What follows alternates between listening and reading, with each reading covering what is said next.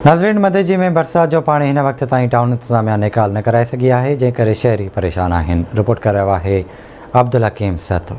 मदईअ में 2 ॾींहनि दौरान वसंदड़ मींहं जो पानी टाउन में निकाल न करे सघी आहे, जंहिं सबबि शहर जे मुख़्तलिफ़ मॉलनि ऐं रोड रस्तनि ते गोॾे जेॾो पानी बीठल आहे, जिन में हकड़ा मौला, शेख मौला, गरीबाबाद मौला, मीरानी मौला, station road, sucker Larkana bus stop, ॾखण मदजी रोड, लबे मेराण समेत ॿिया इलाइक़ा मींहं जे पानी हेठि अची विया आहिनि, जंहिं सबबि शहरी ऐं मौलावासी सख़्तु परेशानियुनि खे मुंहुं ॾेई रहिया आहिनि। 5-6 ॾींहं पानी बरसात के जीअं ई बंदि थी वई आहे, के इंतज़ामिया का आहे ई कोन, जेको आहे सो ॿार बचो जेको आहे सो अचनि वञनि उन्हनि खे ॾाढो ॾुखियो पियो लॻे, के तिरकनि था, के छा बसि पोइ हाणे हिते केरु वार ई कोन्हे का, केरु चवण वारो कंहिंखे कोन्हे को।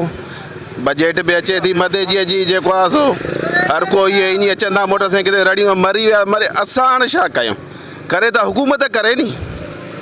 ॿियो हाणे जेको आहे सो वसारनि खे अपील कंदासीं त जेको आहे सो हे असांजो मसइलो हल करे वञे, पर असांजो रोज़गार नथो थिए नी।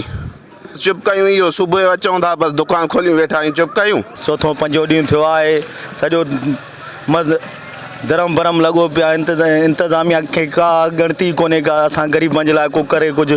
हे ॾिसो था, रोज़ु गप मां अचूं था, रोज़ु वञूं था, न धंधे में मज़ो आहे न छा, बचड़ी वाल माण्हू काॾे वञूं भला। इंतज़ामिया खे गुज़ारिश आहे त असांजे लाइ कुझु करे।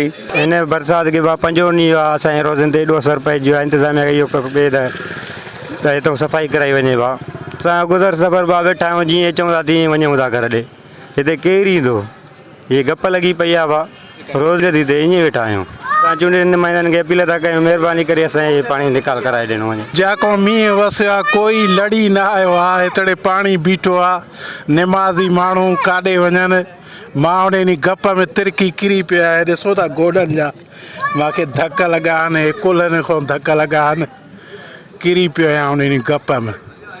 मुसीबत आहे जो को माण्हू वञे अचे ई नथो सघे हिते शहर में, बसि रोज़ी ई नथी थिए कंहिंजी न, हर को वेठो आहे चुप कयूं, ॾिसे थो छा कयूं भला। किनो लॻो पियो आहे, ग़रीब माण्हू काॾे वञूं, बेरोज़गार वेठा आहियूं, हे बरसाति में असां काॾो मोटर साइकिलियूं कढूं साईं, सॼो किनो लॻो पियो आहे, सॼी बरसाति आहे, रोड जेके ठहंदा पेट में कुल वॾेरा खाई वञनि, अमीर खाई वञनि, असां काॾे वञूं ग़रीब। शहर ऐं मौलावासिन चयो त टाउन इंतज़ामिया में वेठल करता धरता हर महीने लखे रुपया कागज़ी कार्रवाई में हड़प करे वञनि था, जेकॾहिं 2 ॾींहनि अंदरि मींहं जो पाणी निकाल न कयो त टाउन इंतज़ामिया ख़िलाफ़ एहतियाती रैली कढी वेंदी। रिपोर्ट अब्दुल हकीम सतो, आवाज़ TV न्यूज़ मदईजी।